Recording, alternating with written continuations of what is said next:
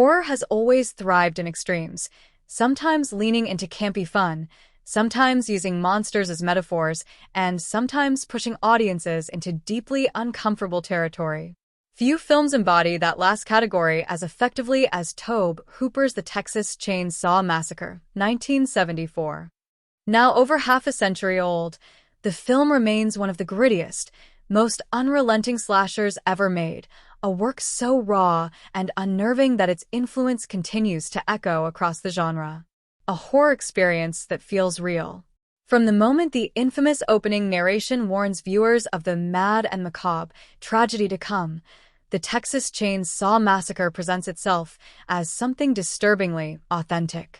Although loosely inspired by the crimes of Ed Gein, the film's commitment to realism goes beyond its premise.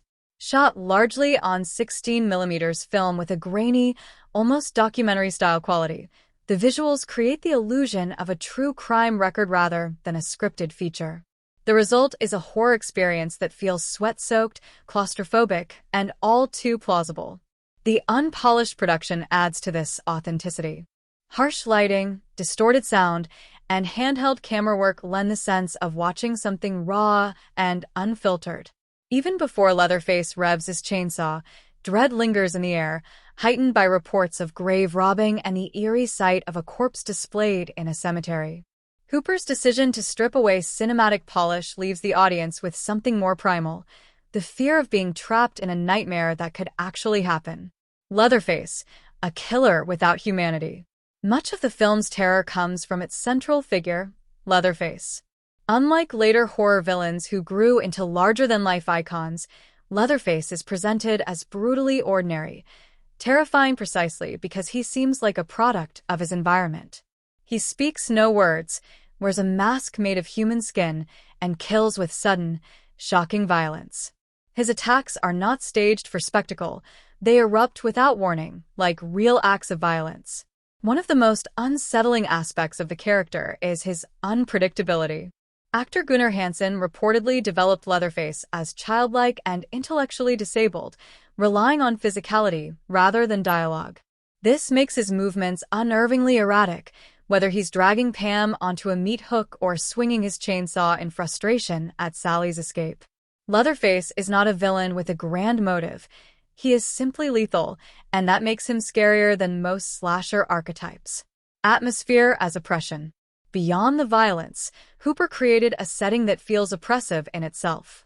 The relentless Texas sun, the sweltering heat, the endless fields, and the decaying farmhouse all contribute to a suffocating sense of dread.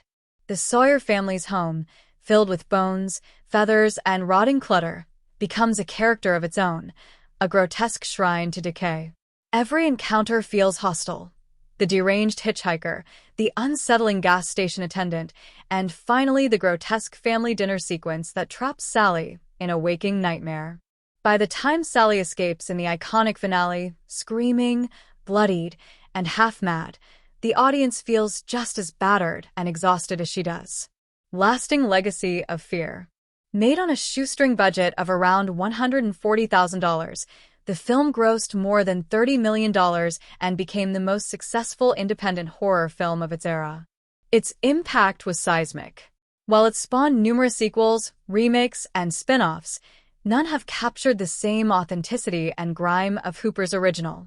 The movie wasn't designed for fun, it was designed to terrify, and it succeeded in ways that still resonate today.